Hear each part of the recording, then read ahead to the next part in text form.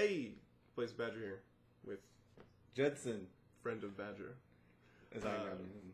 We're gonna do a new video type where it's contemplative Badger. We're gonna talk about things that we like or dislike, or just topics in general. And this one, I thought we'd start with kind of player peeves, things that we don't really enjoy that Makes the people do. game bad or less fun.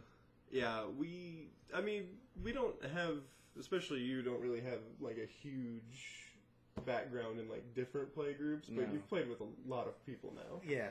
I mean, we've gone to different conventions and Seen a lot of different people. And Yeah, so makes me appreciate this group a lot more. yeah.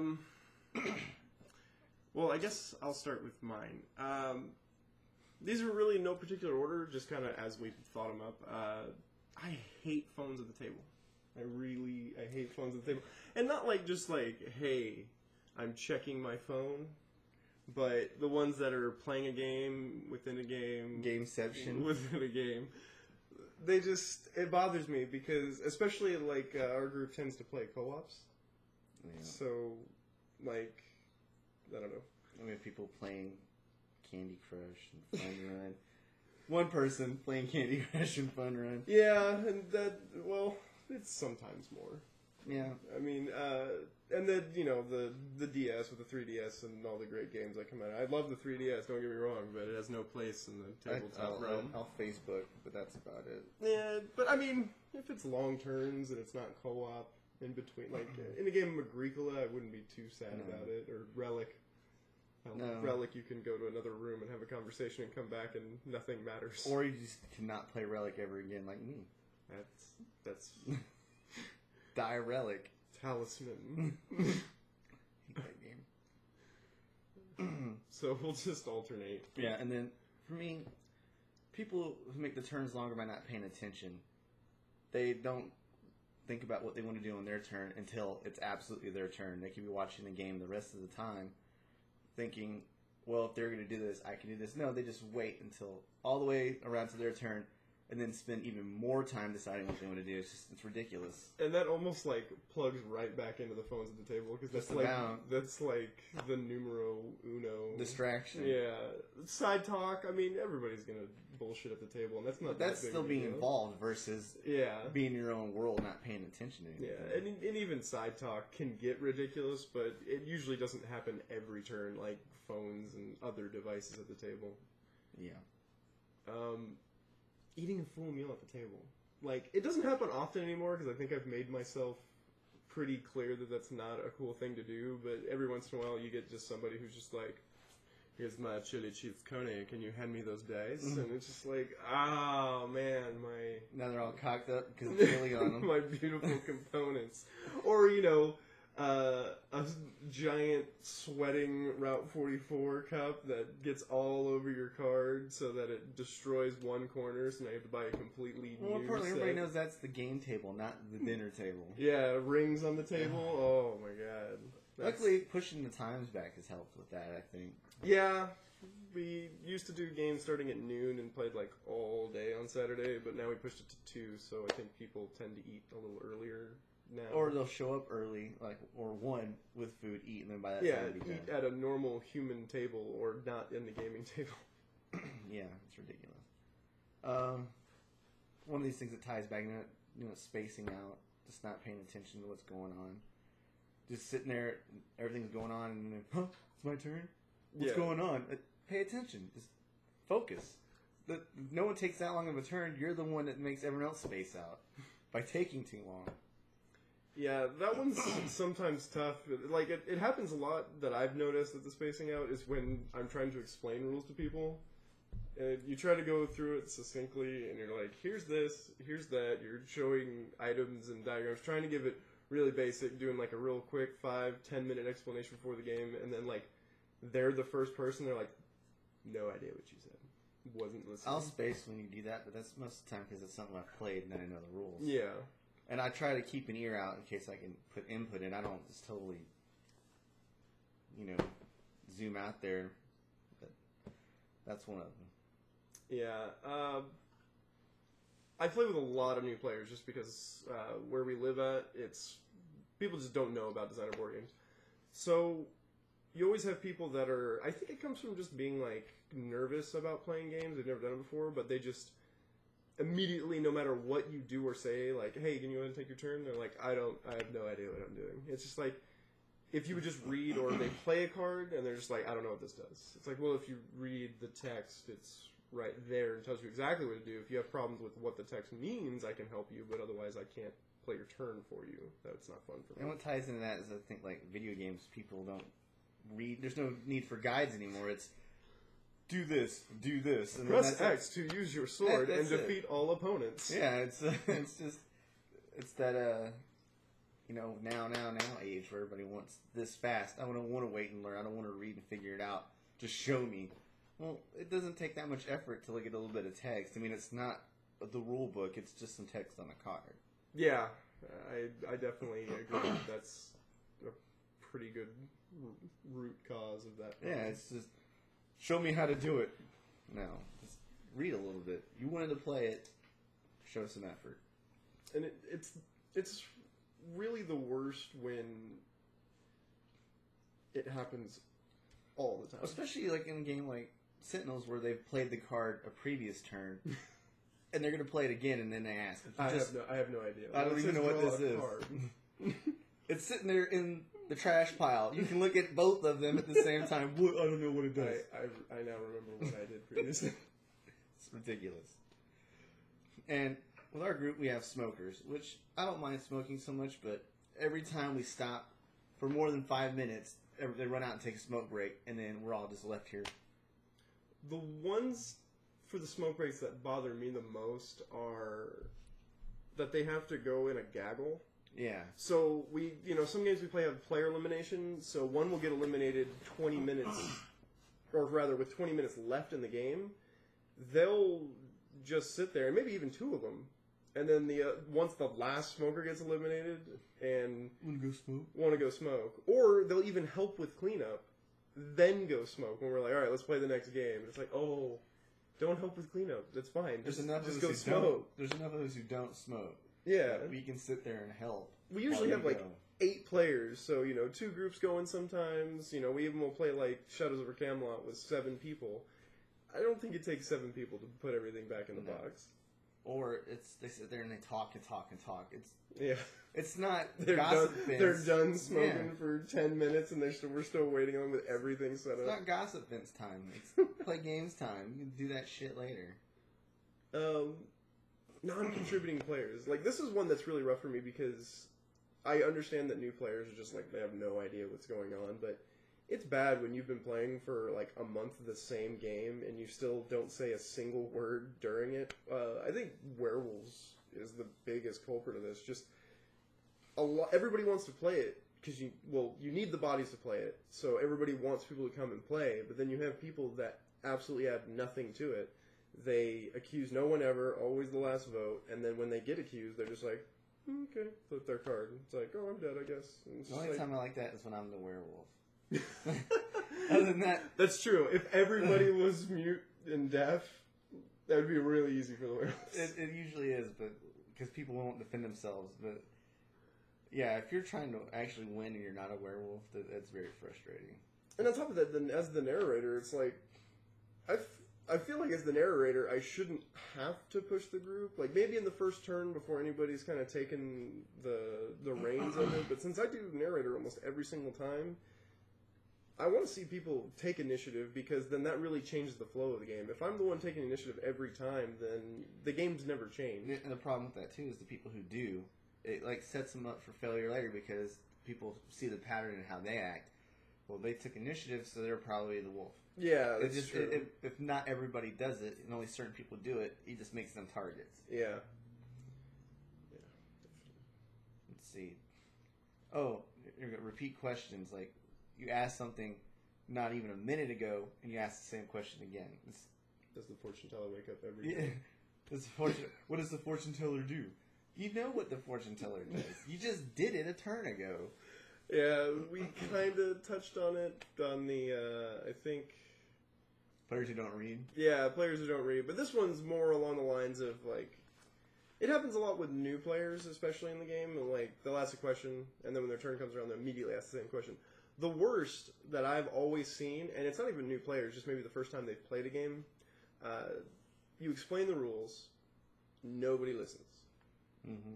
First player goes, asks probably 3 questions. You're like, okay, that's fine. This is how this is done, this is how this is done, this is how this is done. All right, next person. Ask the same 3 questions. All right, this is how this is done, this is how this is done. And then the third one asks, and that's when I flip the table, because why did I explain it at all? Exactly. Maybe a good example was came a running joke for us in 5th edition for Warhammer. Can you run? Yeah. Shoot. And that one you were the culprit on. That, it was right? me. That's what I'm saying. It was our running joke because of me. I kept asking that same stupid question. So you can run and shoot. No, you cannot. You can never do that. Now 6th edition changed that with the Eldar. But before you couldn't do that. So you can shoot and then run. No, you cannot do that. It's shoot or run. But that was one of them. Yeah, and that's not a problem on the initial ones, but at the about 3 to or more time, that's when I start freaking out. Die. Players who give up. This one's kind of a little weird. Like, let's say Formula D is a really good example, as is Wearables, but Formula D is the big one. It's Formula Day for anybody who plays the original one. You're playing, and it can be a longer game, hour and a half, 2 hours sometimes if you're playing with 8 or more people. Somebody who goes through 80% of the game, and then they're in last place or second to last place, and they're just like, I go to 6th gear right before a turn. And it's just like, why? Why would you do that? If you wouldn't have played, if you hated it so much, you would have cut down on like 40 minutes of the time. We would have been done. You would have never had to have endured this terrible game that you just murdered yourself against the wall. The thing about Formula D is it can change really fast. Yeah. Because if you're in last place, you're not getting damaged, you're not hitting anything. So by the time you're ready to make the move, everyone else's cars are jacked anyway. You could probably win or get very close, because I've been pretty close to last for a while in a game, and I ended up winning. I got lucky. And I feel like, back on the Werewolves front, I feel it's the same thing there. If you can talk your way out of any corner, or at least try. I convinced people that I was the witch, and the witch died first turn. Yeah, and then last time, I had everybody, they knew I was a wolf. They knew it, but I drew it all the way till the end. I drug that crap out. They finally killed me. You had people that were confident you were a wolf, second-guessing themselves and almost lynching people. Yeah, so, you just don't scream, but be firm in what you're saying, and people will believe you. It's not that hard to do. And it's the same thing with the game. There's certain games, speaking of that, it's like we were playing Relic the other day, and that was horrible. It was horrible. Every time someone else's turn to roll, they exploded against you. It was bad. I've never seen that many 6s rolled in a game in my entire life. That's every time I play Relic. Every time. You can ask Cass. She always plays, I think it's the person to your left rolls for your defense. Yeah. She did it to Taylor. She turned a 4 into a 21. That is ridiculous. Ridiculous. The hell of Relic. I know we're talking about don't ever give up, and then we talk about the 42 and don't ever play Relic, but don't ever give up unless it's Relic. And then always give up. Then give up. Please. Save yourself the heartache. Because I feel like a Relic's an okay game to drop out of. I don't really feel like it matters if you're just like, The only problem is the setup. You get mad at yourself for setting that whole game up, and then I'm done. But guess what? Save yourself the trouble. Don't play it. Yeah. Okay? So pushy gamers. People who want to take your turn for you, or somebody else's turn. Somebody's new, and someone wants to help them. Instead of helping them, they take their turn. I'm pretty guilty of that. And but that's I try my best in the beginning not to do it, but then when it starts descending terribly and the group's just making bad decisions. Well, I also feel that ties into the people who don't want to talk or contribute or space out. If you're doing all those things together, it's different. But if someone's actually trying, I don't think that's a problem. But if you're just sitting there, then yeah, someone's gonna you can't go on autopilot and play the game. Sentinels is a really good example, and so is Betrayal in the House on the Hill. Stuff is going on. Things need to get done, and you just have people with this idea in their head that they're like, no, I want to build more stuff on Bunker that does nothing, or I want to keep searching rooms while this werewolf is killing everybody. Yeah. It's just like, oh my god, just help. Do something. It's an obvious choice what you need to be doing. Or if you're not sure, ask. Yeah. Don't just sit there. I mean, I don't mind helping Sentinels. A lot of times we figure stuff out that I wouldn't figure out because I asked. But I didn't just sit there.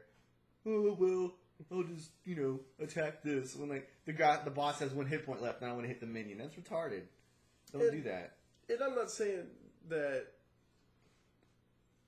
Well, what I'm trying to say, as I'm an idiot, even in the co-op games, like, though I tend myself and some one specific other person kind of take charge in it, if people have input, that really tends to change our strategy, because a lot of the times those ideas are very good because you're thinking from a different perspective and a different side of the table. Just offer options. Yeah. You can't have one person think of everything. Exactly. Because then we end up blaming that person at the end of the day, and it's not really fair either. Like, get in the cop car when there's 40 zombies outside of it. There's no risk of getting into this cop car. Oh, zombies are coming out of the sewers, huh? Oh, they immediately get a turn and you died?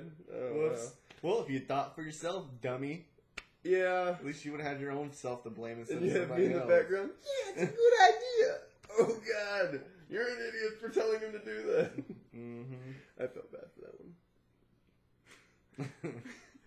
Alright, this one's, very nitpicky for me, and I think I'm 80% to blame for it just because I use the same table for 40K as I do board games, so it's a giant table. People who don't get up to pass components, they sit in a chair on the end of the table. Get it! And they're Get like, move my pawn. Here's this card. And it's just like, oh man. I end up running around the table doing a lot of shit. Not necessarily running around the table, but I end up having to stand the entire game, moving pieces around. Especially with these low chairs. People don't want to stand, or even to sit on the edge of it. They just, yeah. get it! Because it's a war game table that's a little higher because we like to sit in the bar stool so we can easily stand up to move to measure.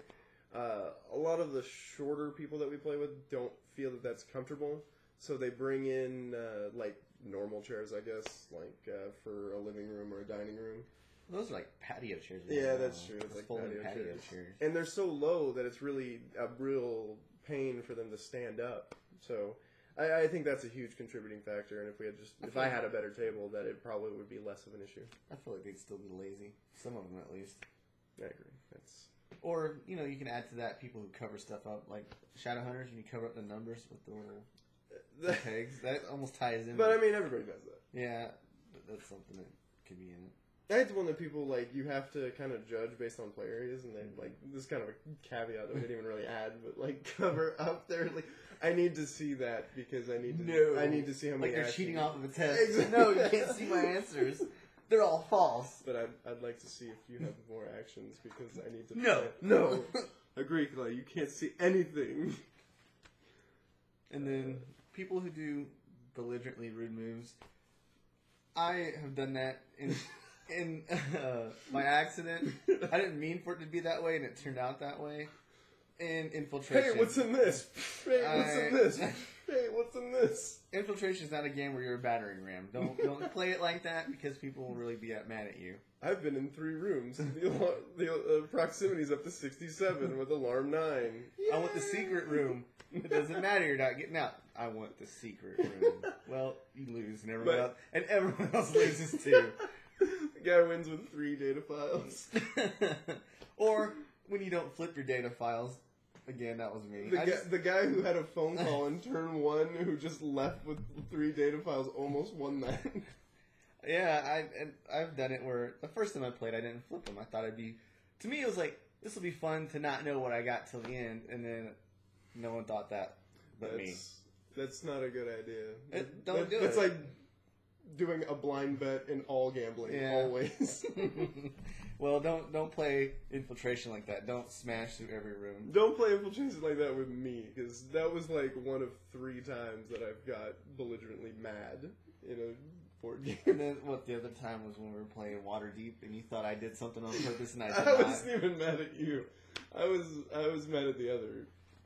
And then, because I swear that she smiled at me when she did it. Oh, yeah, I didn't know, but You and Taylor swore up and down I did it on purpose, and I honestly did not. The more I thought about it, the less I less I thought that. And then Brandon in Zombie Side, when he kept laughing, I think that got you pretty mad.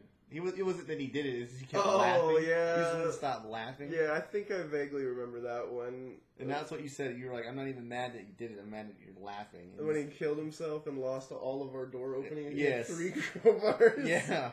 Oh great! We just played for 3 hours and you got yourself killed on something everybody advised you not to do. You lost all of our door opening equipment on the last objective that's behind a door, and we had no fire axes either, so it was bad. Give me all your crowbars. I'll go open the doors as Wanda. No. Lost the wheel, no skates. Yeah. Kind of got off tangent on that one. Just talking about bad moves, and that's just it's just things it's stuff that's happened. I mean, it ties into it. Yeah. Personal experience. I don't like ultra competitive people. Like, you can play competitively and have a good time. I mean, we play Lords of Waterdeep, or what else do we have that's competitive? Shadowhunters.